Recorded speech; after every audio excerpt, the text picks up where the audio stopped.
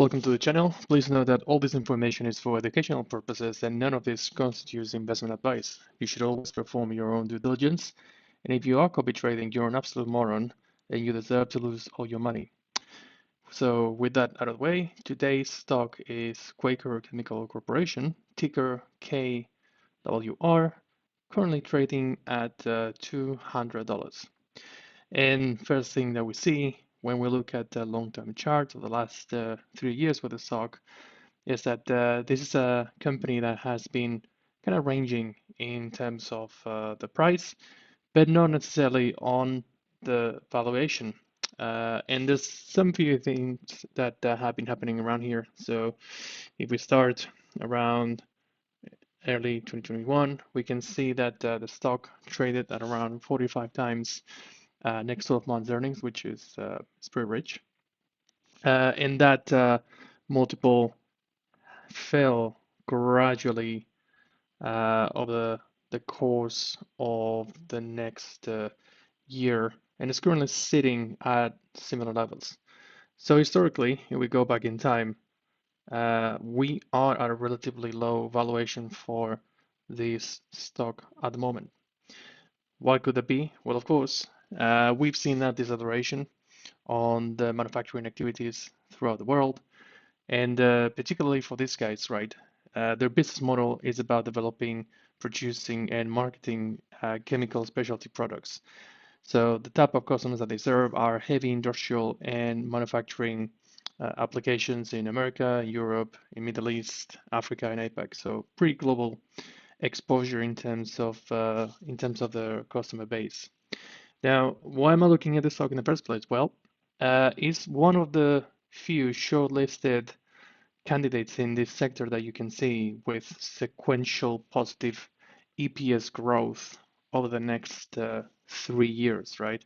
So if we were to look at the sector in which they compete with, most of those companies are not expected to do well at all.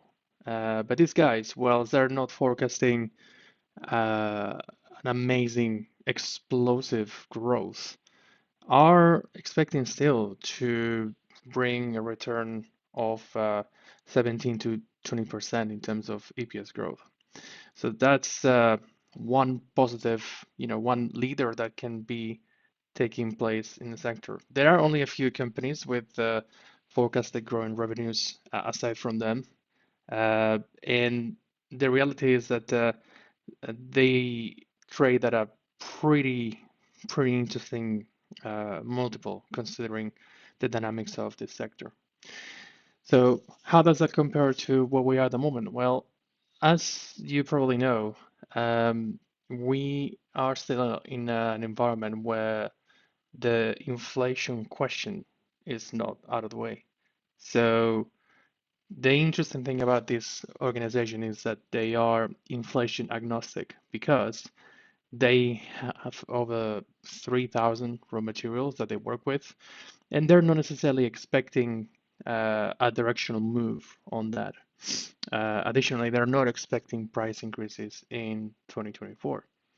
So whether inflation comes down, goes up, it's really not going to have a material impact on them. Now, what could drive it? Well, of course, if there is a change in the interest rate decision, that'd be good for the company. That'd be good for the sector, obviously. So that could be the case. However, if we remain in this territory of higher for longer, I wouldn't expect the company to be negatively impacted.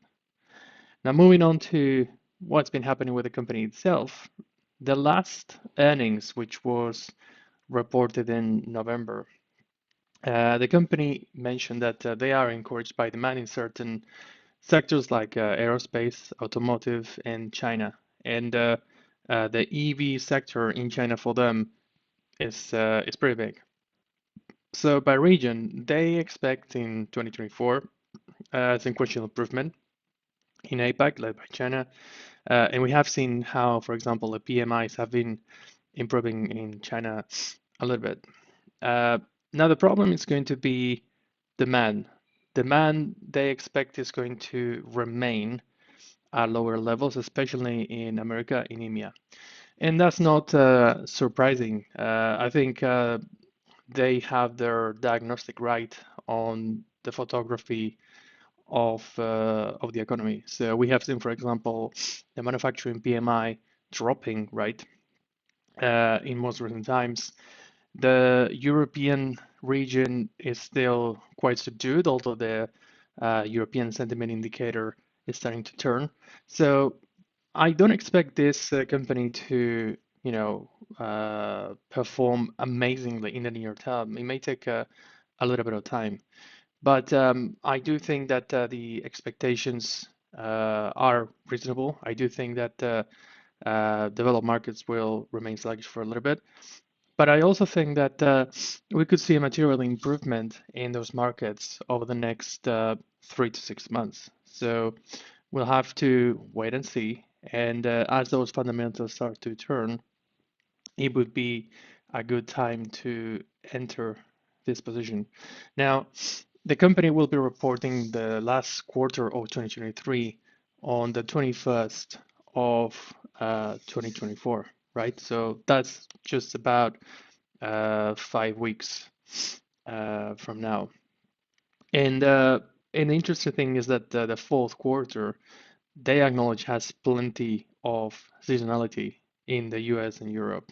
So I do think that this could be a, a strong catalyst for the stock to move because that would represent a significant portion of the year EPS and obviously dictate what's going to happen in the coming quarters. Now, I think the management is taking the right actions here. So they're focusing on what they can do. They are optimistic and are acting on improving their margins, executing their cost management. So last quarter, the sales volume actually declined year on year, but that's primarily due to market conditions and, as we mentioned, demand. Now, the interesting thing is that even though this happened, right, the EBITDA increased by 20% year on year. So it's quite a significant improvement in the actual business. So what happens when we enter a different phase, a different cycle, a different part of the cycle in this industry? Well, I think these guys are going to be capitalized, are going to be well positioned to capture that upside. So in terms of where we are, so you can see here that the $200 mark is quite important. Big resistance here that has been just broken, and we're sitting literally at that level right now. Um, so I think this signals that there's headroom to enter.